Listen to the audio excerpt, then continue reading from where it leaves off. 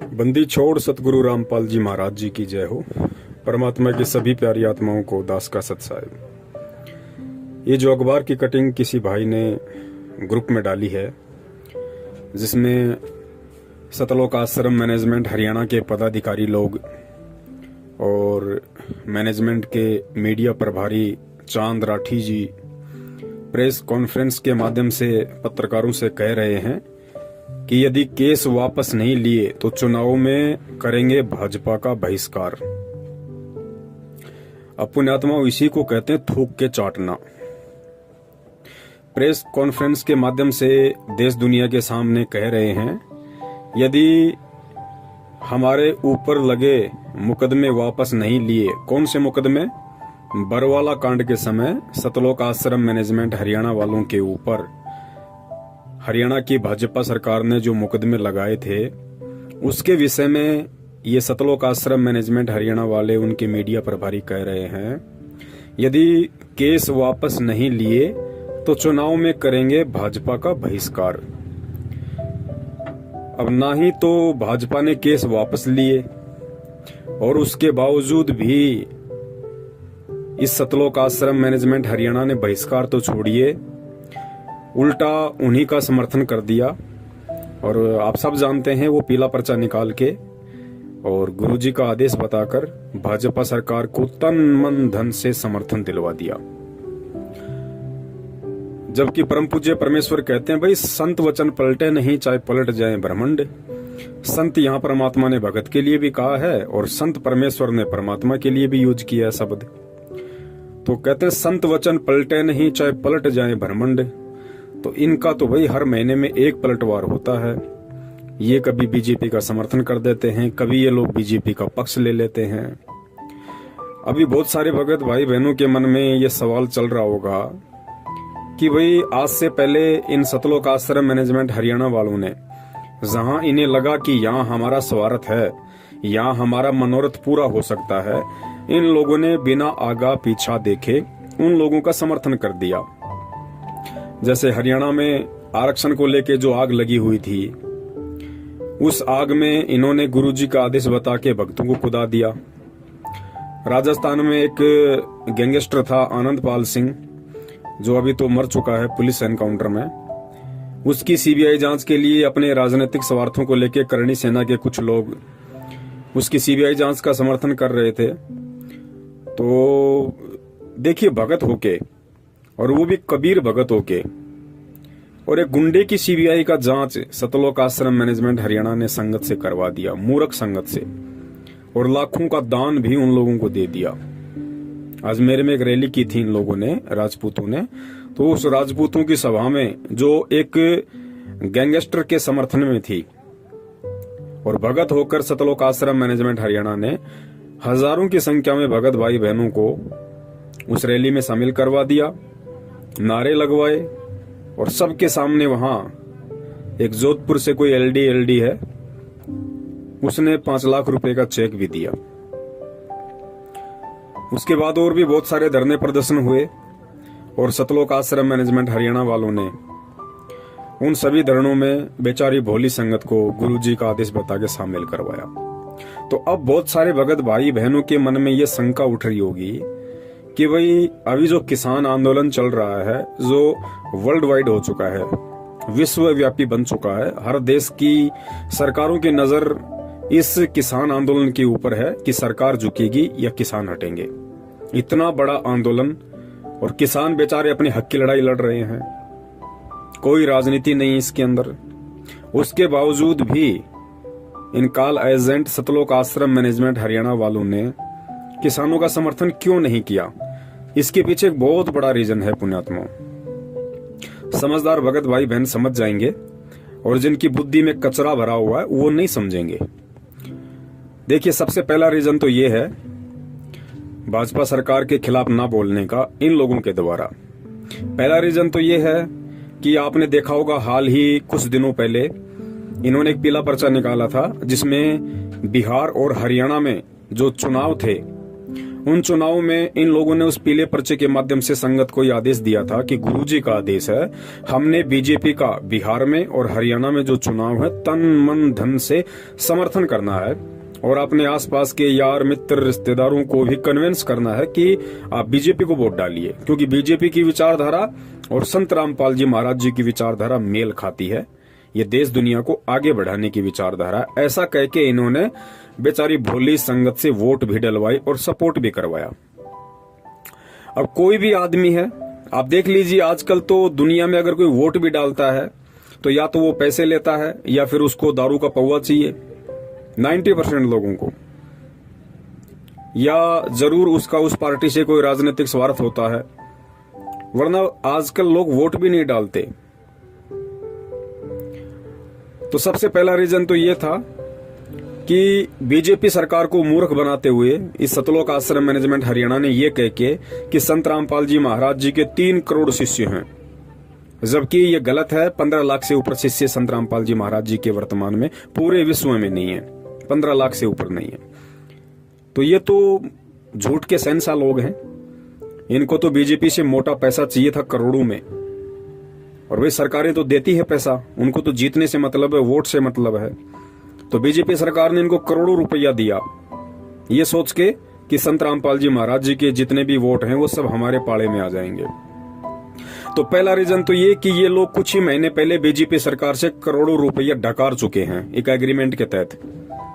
तो अब ये बीजेपी का विरोध कर नहीं सकते, ये इनकी मजबूरी है। अगर करेंगे तो बीजेपी का डंडा तैयार है।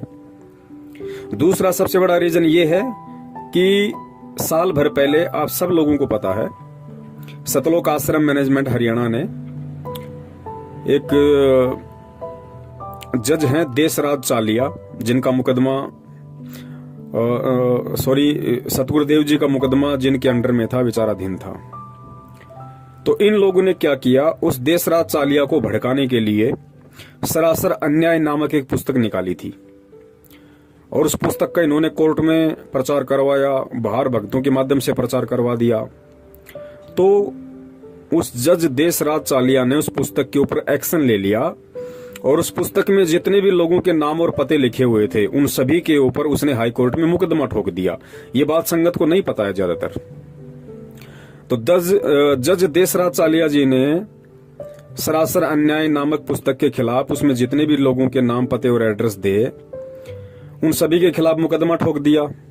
सभी लोगों को तारीख पे जाना पड़ा और तारीख पे इन लोगों ने उस जज के पैर पकड़े, हाथ जोड़े, अपनी गलती मानी कि साहब हमने आपके खिलाफ गलत लिखा, ये हमारी गलती थी।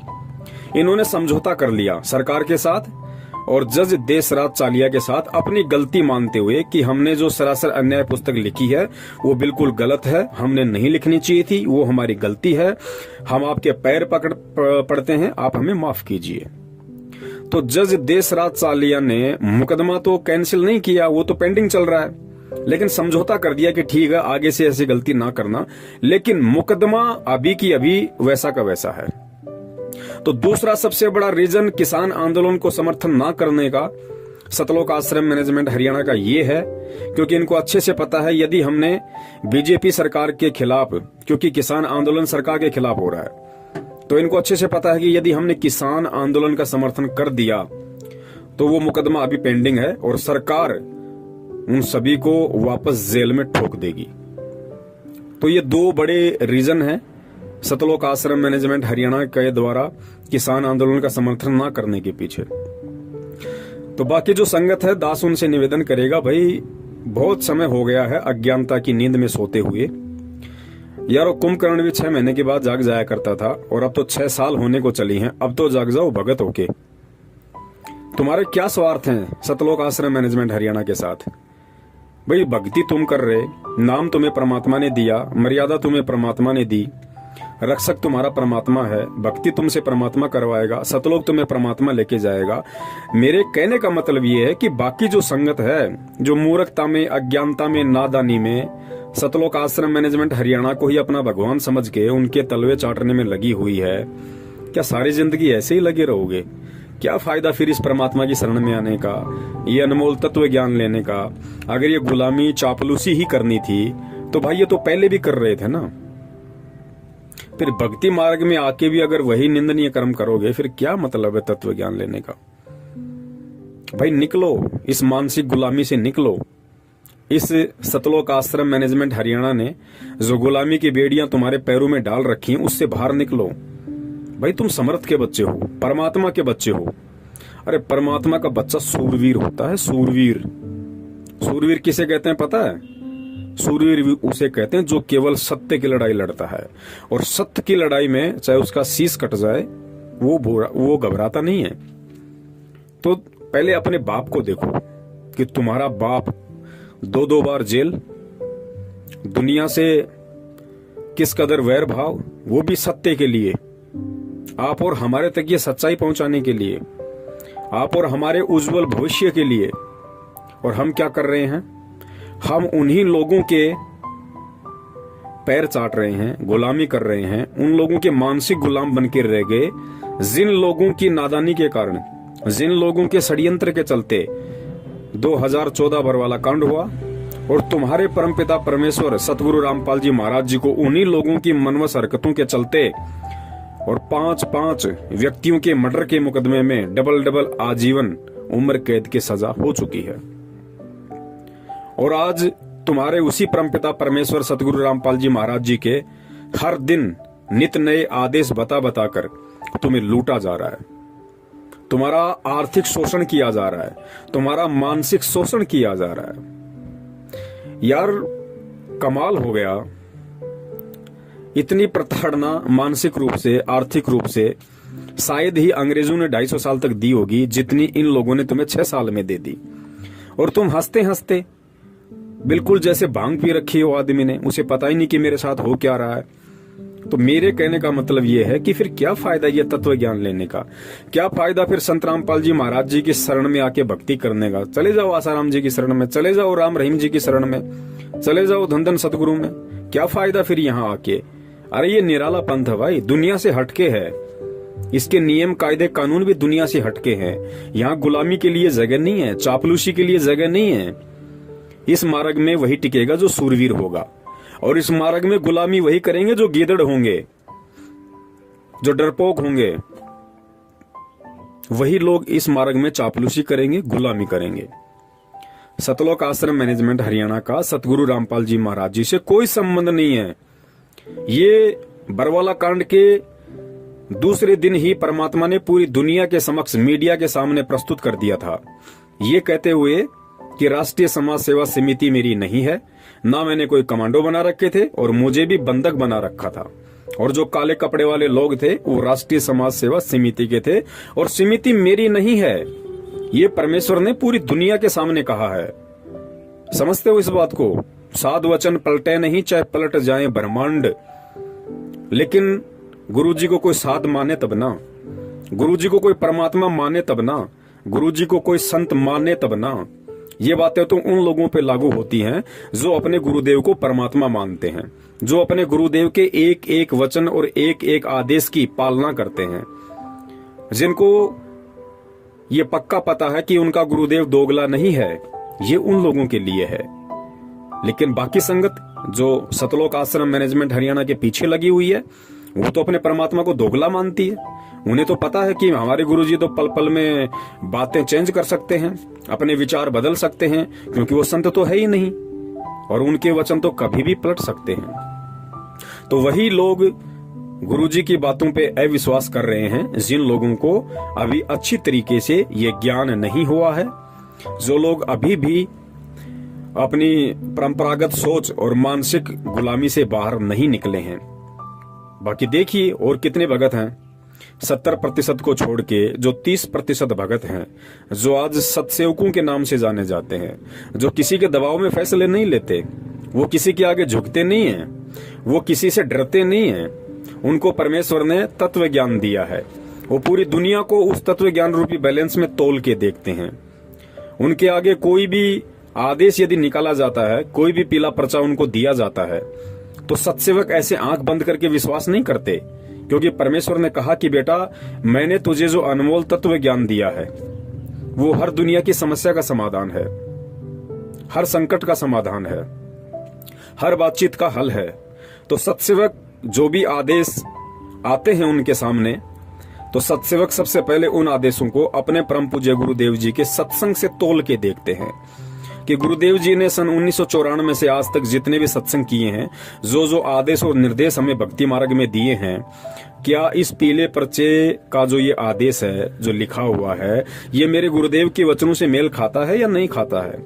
अगर गुरुदेव के वचनों से मेल नहीं खाता है तो वो हमारे लिए अस्वीकार्य है, हम उसकी निंदा करते हैं, हम उसको स्वीकार नहीं करते, क्योंकि फिर वो किसी गधे का आदेश है, हमारे गुरुदेव का आदेश नहीं है। गधा यानी जीव और परमेश्वर गुरु यानी पीव, वो पीव के आदेश नहीं, वो जीव के आदेश हैं। तो जीव तो गधा भी है, जीव कुत्ता भी है, जीव इंसान भी है। तो हम उन चीजों को नहीं मानते और ये रिहर्सल हो रही है हमारी, क्योंकि इतना ज्ञान देने के बाद सतगुरु स्वयं परीक्षा लेता है। प्रेरणा काल की होती है और काल के माध्यम से ही परमात्मा अपने बच्चों की परीक्षा लेता है। ये आपको ज्यादा समझाने की जरूरत नहीं है, क्योंकि ऐसे बहुत सारे एग्जाम्पल, बहुत सारे ऐसे उदाहरण हैं। क्योंकि काल ने परमेश्वर से कहा था कि परमात्मा, जब आप पिछली पीढ़ी में जाओगे या आप नीचे जाओगे, आप केवल अपना ज्ञान देना। और एक दो वचन और मांगे थे कि परमात्मा, आप कलयुग में जितने मर्जी जीव ले जाना, 3 युग में जीव ना लेके जाना। तो काल तो खुश हो रहा था ये वचन मांग मांग के कि मैं सभी जीवों को तब तक भ्रमित कर दूंगा, कोई भक्ति के लायक बचेगा ही नहीं, आप पे कोई विश्वास करेगा ही नहीं, सबको पत्थर पुजारी बना दूंगा, सबकी बुद्धि पे अज्ञानता का मोटा ताला जड़ दूंगा, भ्रष्ट कर दूंगा सबको मन कर्म वचन से। लेकिन परमेश्वर को पता था कि काल भी तो एक जीव है। तो परमात्मा को पता था कि ये जो वचन मांग रहा है वो मेरे लिए हितकारी है, वो मेरे पक्ष में है। और परमेश्वर की सोच से बाहर काल वचन भी नहीं मांग सकता। काल ने अगर वचन मांगे थे तो परमेश्वर की परिधि के अंदर ही मांगे थे। परमेश्वर अगर ना चाहते तो नहीं मांगता, लेकिन परमेश्वर भी यही चाहते थे कि ये जो मांग रहा है बस यही मांगे और वो मेरे लिए उचित रहेगा। क्योंकि मालिक को पता था कि 3 युगों में, द्वापर, त्रेता, सतयुग में, इस जीव के पास में इसके पुण्य कर्म इतने रहेंगे कि इसको जरूरत ही नहीं पड़ेगी भक्ति और भगवान की। इसके ऊपर संकट आएगा ही नहीं, को दुख आएगा ही नहीं। और जब आत्मा पे संकट, परेशानी, दुख नहीं आती है तो आत्मा कभी भी परमात्मा की तरफ नहीं बढ़ती है। तो परमेश्वर को पता था कि 3 युग तक तो ये खूब मौज मस्ती करेगी, इसके पास इतने पुण्य हैं। लेकिन जब चौथा युग कलयुग आ जाएगा और इसके पुण्य समाप्त होंगे, पाप कर्मों का दौर शुरू होगा, उसके बाद आत्मा रोएगी। जब आत्मा रोती है तो परमात्मा उसकी सुनता है। तो काल तो खुश हुआ था कि चौथे युग में परमात्मा जितने मर्जी जीव ले जाना, और परमात्मा को पता था कि बेटा ठीक है, चौथे युग में लेके जाऊंगा, इससे पहले तो ये जाने के लायक भी नहीं है।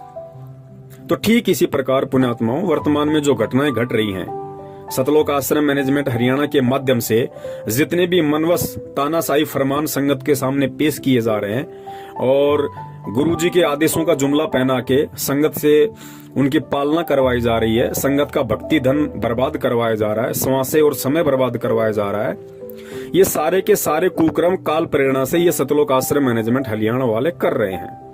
क्योंकि काल चाहता है कि किसी भी तरह से वर्तमान समय में, चूंकि ये वर्तमान समय ही मोक्ष का समय है, ये पिछली पीढ़ी ही भक्ति मार्ग है, मोक्ष मार्ग है, और इसी समय काल साम दाम दंड भेद हर वो नीति अपनाएगा जीव को भ्रष्ट करने की, गुरु शरण गुरु मर्यादा से दूर करने की।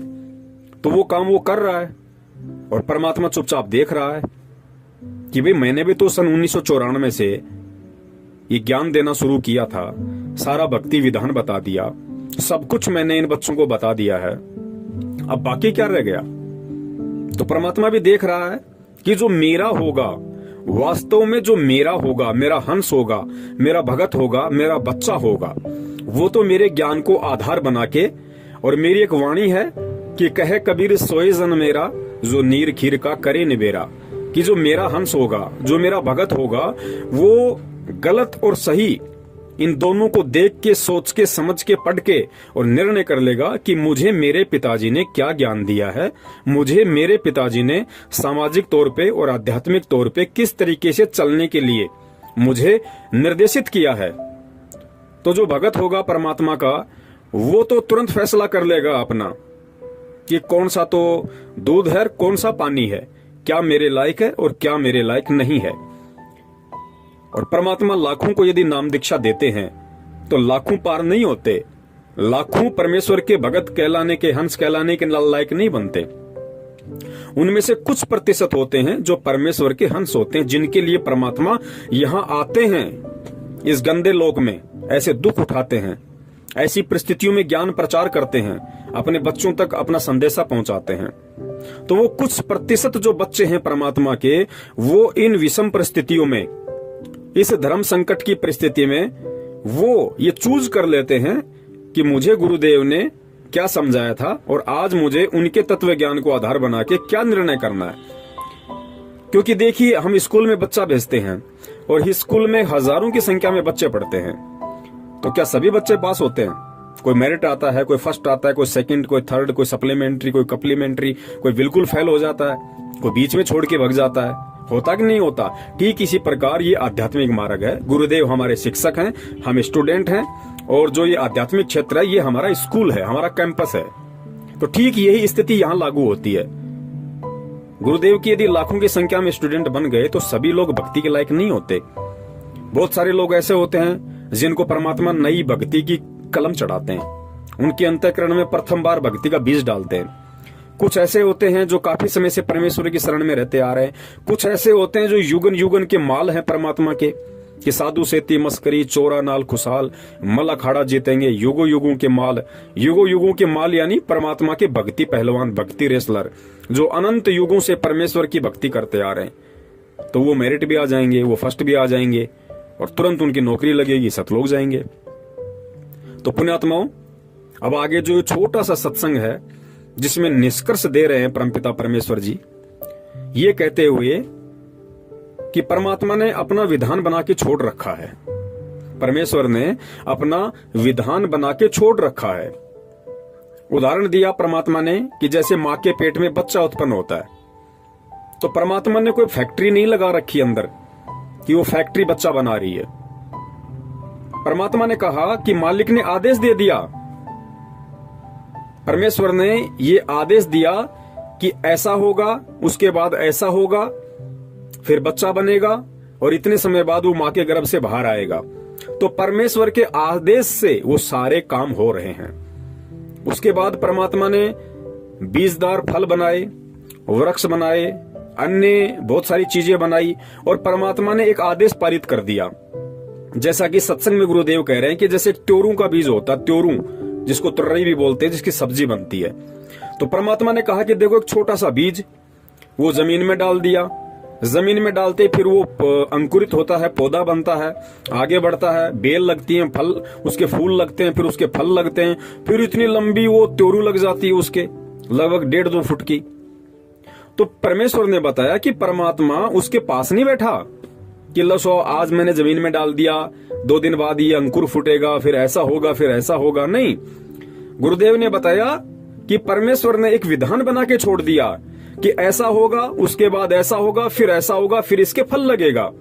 तो परमेश्वर ने वो अपना विधान बना के छोड़ दिया। अब उस विधान के अकॉर्डिंग वो सारे काम होंगे, जो जैसा करेगा वैसा वो पाएगा। परमात्मा ये नहीं देखती कि ये अच्छा कर्म कर रहा है या ये भगत बुरा कर्म कर रहा है, परमात्मा नहीं देखेगा इस चीज को। परमात्मा ने तो एक विधान बना के छोड़ दिया कि मेरा विधान ये है, जो ऐसा करेगा वो ऐसा फल प्राप्त करेगा अंत में, और जो ऐसा करेगा वो ऐसा फल प्राप्त करेगा अंत में। और सारे लेखे जोखे के लिए परमात्मा ने इसी मानव शरीर के अंदर एक गुप्त यंत्र बना दिया जिसको चित्रगुप्त कहते हैं। एक ऐसा चिप लगा दिया सूक्ष्म रूप वाला जो दिखाई नहीं देता, जिसको चित्रगुप्त कहते हैं। चित्र यानी चित्र, जो भी घटना घट रही है चित्र, और गुप्त यानी गुप्त रूप से जो दिखाई ना दे। तो हम जो भी मन वचन कर्म से जो भी हम क्रिया करते हैं, गुरुदेव ने बताया कि रोजाना उसका एक फैक्स परमात्मा के दरबार में जाता है और तुम्हारा एक विधान बन रहा है कि तुम क्या कर रहे हो और क्या नहीं कर रहे हो।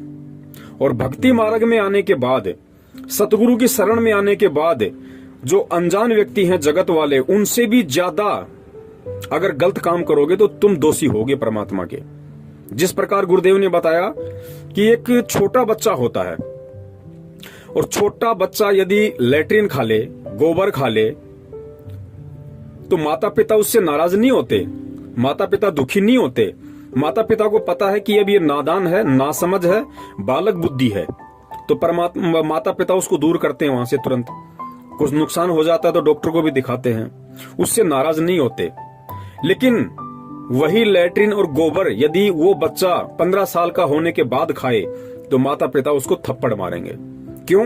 क्योंकि माता पिता को पता है कि मूर्ख, जब तेरे को पता है कि ये लैट्रिन है, ये गोबर है, तू समझदार है, तू चल सकता है, बोल सकता है, तू समझ सकता है चीज को, तू चौथी क्लास में पढ़ रहा है, तू 5वीं में पढ़ रहा है, तूने लैट्रिन कैसे खाई, गोबर कैसे खाया तूने, तेरे अंदर अकल नहीं थी?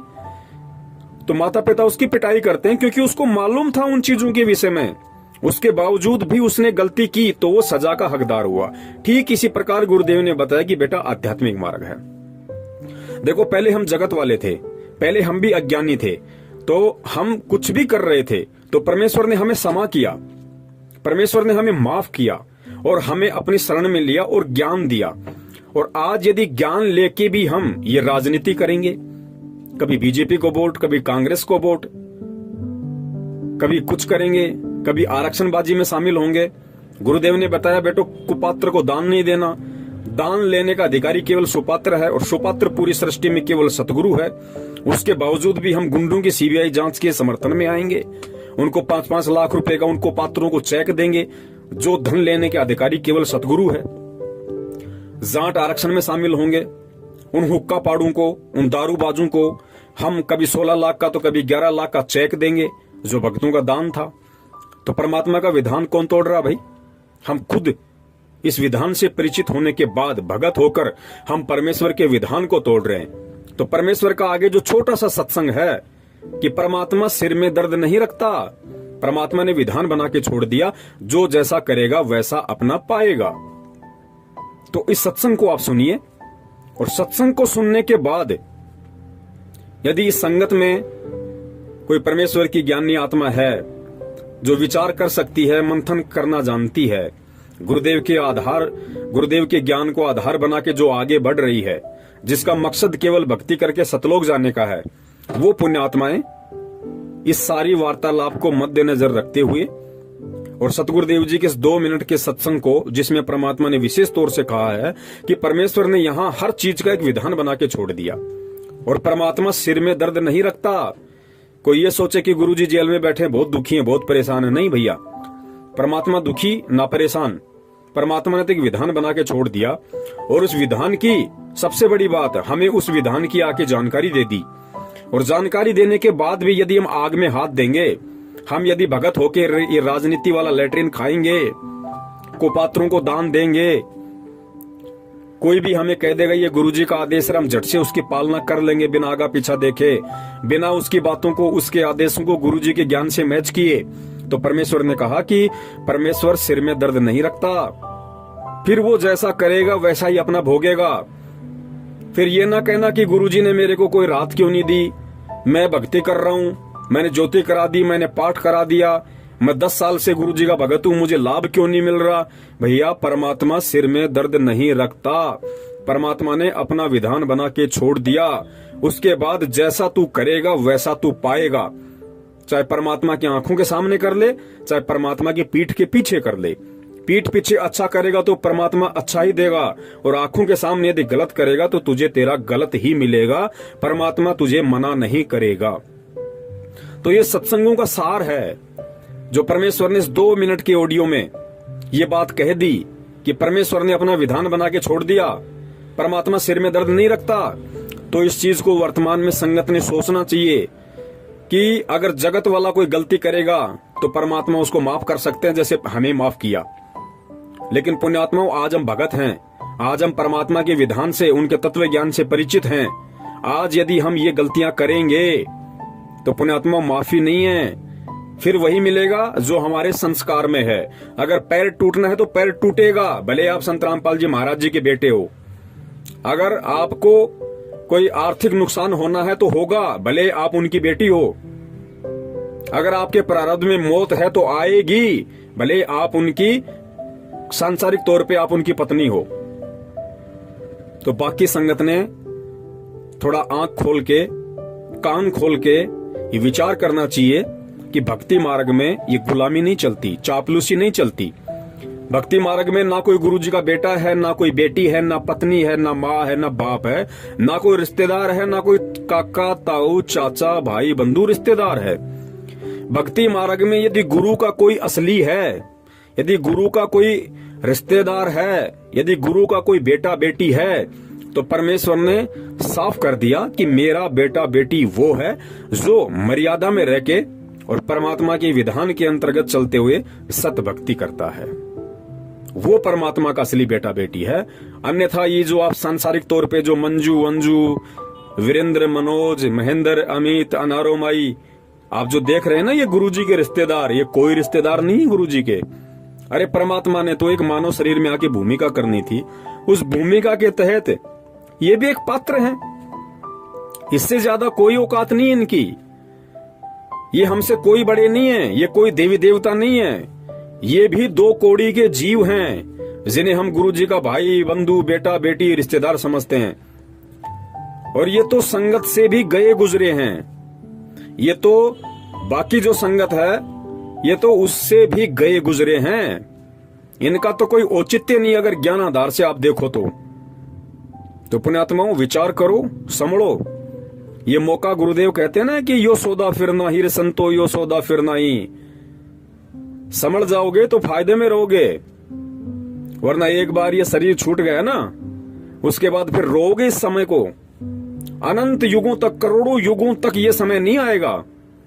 और ध्यान रखना, अगर समय आ गया फिर यही लाइन है, फिर यही सब कुछ कायदे कानून, फिर काल इसी तरीके से भ्रमित करेगा, फिर एक ऐसा मैनेजमेंट होगा, फिर ऐसा एक गुरुजी का भाई होगा, फिर ऐसे ही सत्सेवक होंगे जो तुम्हें जगाएंगे और फिर तुम होंगे।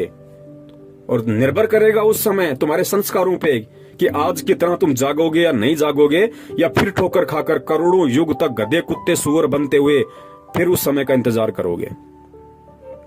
तो मौका है।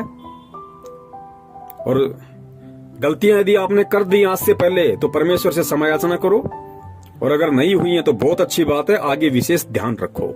और सुनो ये परमेश्वर का छोटा सा सत्संग, जिसमें परमात्मा ने समझदार और ज्ञानी आत्मा के लिए बिल्कुल क्लियर कर दिया कि भैया मेरा कोई नहीं है, मेरा वो है जो मेरा है। और गुरु का मेरा कौन है, गुरु का अपना कौन है, जो गुरु की भक्ति को मर्यादा में रह के करता है। तो समझिए परमात्मा के विधान को। और पुण्यात्माओं, बचो इन काल एजेंट सतलोक आश्रम मैनेजमेंट हरियाणा वालों से। बचाओ अपनी भक्ति धन को, अपने समय को, अपनी समासों को। सत साहिब, जय हो बंदी छोड़ की।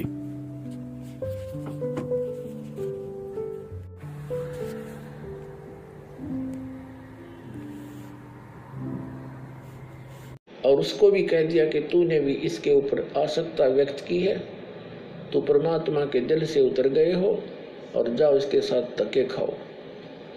तो इस ज्योत निरंजन ने फिर बहुत विनय करी कि मुझे यही रहने दे, बाहर ना निकाले। जोगजीत मेरी अर्ज कर दे परमात्मा से।